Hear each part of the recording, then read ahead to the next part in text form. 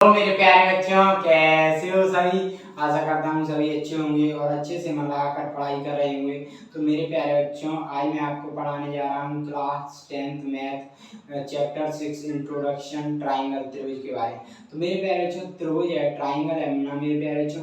इसमें हम इससे पहले पढ़ चुके थे, त्रिभुज के बारे में पढ़े। तो त्रिभुज आप जानते हो कि बिंदुओं से रेखाखंड बनते हैं और तीन रेखाखंडों से घिरी बंद आकृति त्रिभुज कहलाती है। ठीक है, ए बी सी से दर्शाते हैं। तो इससे पहले अब हम क्या पढ़ रहे थे, हम पढ़ चुके थे इससे पहले त्रिभुज के कसौटियों के बारे में, त्रिभुज समान समता की कसौटियों के बारे में पढ़ रहे थे। दो त्रिभुजों की सर्वांग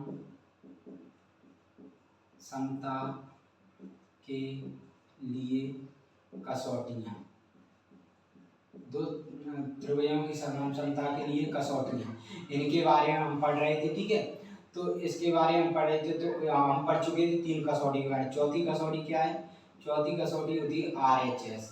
RHS का मतलब, RHS का राइट हैंड, सॉरी, RHS कसौटी के बारे में पढ़ चुके थे। इसका मतलब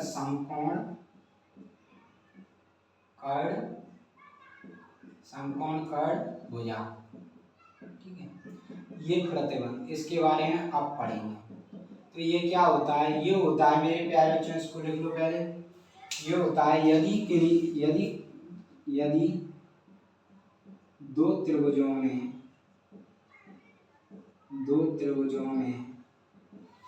त्रिभुजों में किसी एक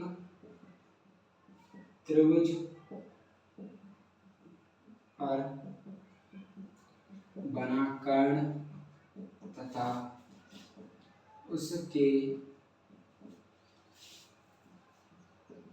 अंतर्गत भुजा,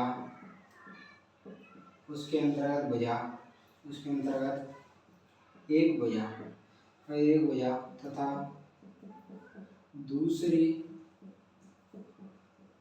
त्रिभुज तथा किसी दूसरी त्रिभुज पर बना कर्ण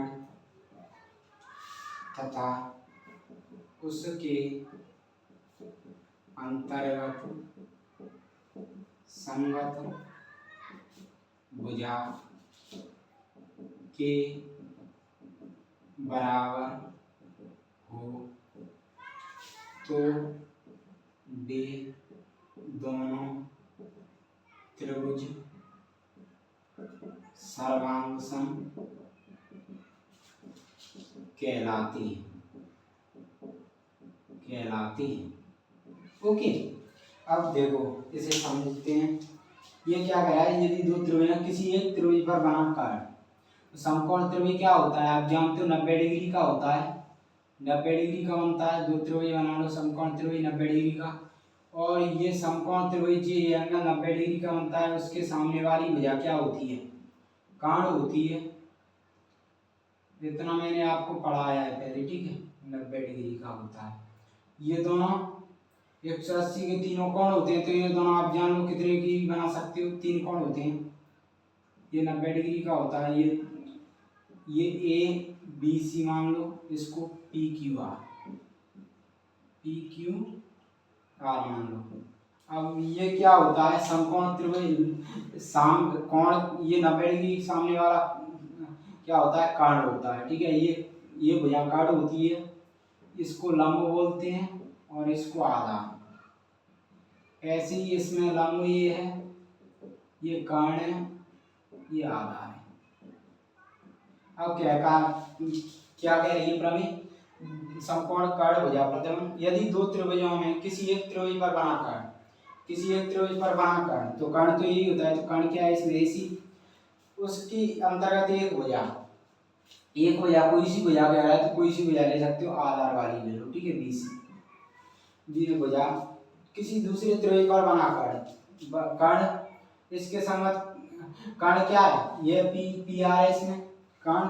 उसके अंतर्गत संगत भुजा, संगत भुजा क्या है इसकी? इसकी संगत भुजा क्या होगी, क्यू आर इसके संगत भुजा के बराबर हो। मतलब ये कह रहा है ये आधार है ना, ये आधार 4 है तो ये भी 4 बना कर्ण। कर्ण यानी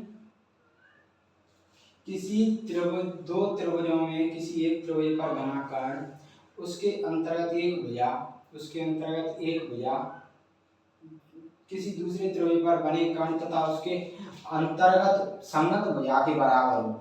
मतलब दोनों बराबर हो, ये भुजा बराबर हो अंतर्गत संगत भुजा, और ये कर्ण भी बराबर हो, मतलब कर्ण भी बराबर हो। 3 4 ऐसे दिया, ये 3 का ये 4 का ऐसे, ठीक है, ये बराबर है तो दोनों त्रिभुज समरूप होंगे। मतलब ये ऐसे हो, इसकी इसमें कह रहा है कि दो त्रिभुज एक त्रिभुज पर बना कर्ण, मतलब ये त्रिभुज पर बना कर्ण, उसके अंतर्गत भुजाएं कोई सी भुजा ले सकते हो। ये दूसरे त्रिभुज पर बना कर्ण ये है, उसके भुजा, उसके अंतर्गत संगत भुजा, तो संगत भुजा इसकी क्या है, इसकी संगत भुजा ये है, तो इसकी संगत भुजा जो भी भुजा ले रहे हो इसमें संगत भुजा ये है, दोनों बराबर होंगे तो सर्वांशम होगा। मतलब दोनों बराबर होंगे ना, तो ये इस पर रखोगे सर्वांशम होता है, एक दूसरे पर रखकर वो ढक लेता है पूरा, तो ये दोनों बराबर तो एक दूसरे को ढक लेंगे।